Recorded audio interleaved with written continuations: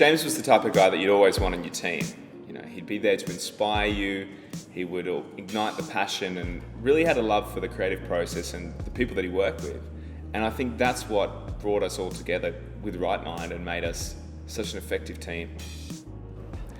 Well, when we were at university, James and I used to go to class, and he was there every single class, right from the start to the end, so keen to learn about different design techniques and the creative process. And we got about halfway through semester and he just stopped turning up.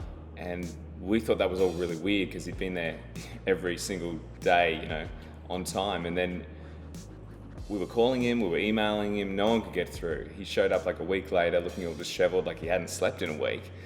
And I said, "Are you okay?" And he said, "I got something." When we first heard the news of the plane crash, we were completely devastated. Just a shockwave went through the whole office, and we didn't know if we could pick things up and start again. Then we thought about what James would do and what he would want for the company. And we knew we had to continue. I think the difference between ritemind and other creative communities is the collaboration.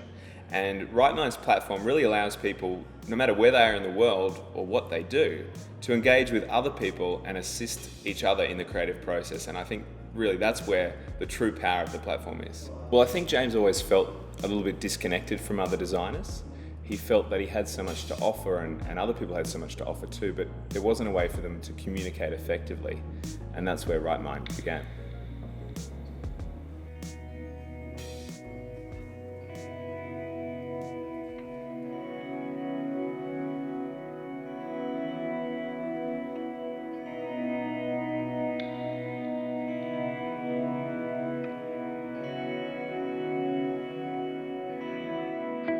James was a sweet-natured child and very cooperative, and he used to sort of sit and take in his world, look around him a lot, and I believe he sat and watched his older brothers for about the first couple of years so that he'd know how to negotiate a family of strong personalities.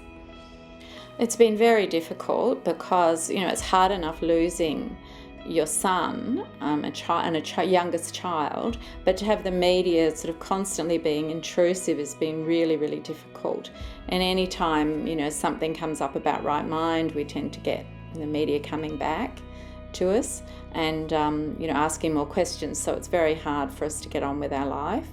And we even for a while had to go down to my family in South Australia to sort of get away from the local media. So it's been very difficult. James was always the perfectionist. He used to find even the smallest flaw or imperfection in a piece of work which nobody else could find, and that sort of even carried over to we'd go and watch movies for a bit of relaxation, and he'd pick up the design flaws in the set or something like that. It was just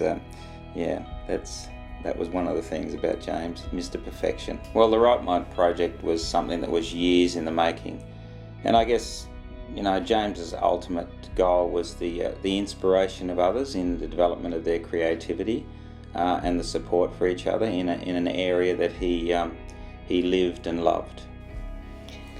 James started ritemind to connect designers and creative artists because he didn't believe in the beginning that there was enough support for them in the community, and normal social networks weren't doing that for him, or for the art community. So he had no idea that there would be any huge monetary gain from this or any fame. He really did it to just, again, to follow through with the social side and the support side for artists.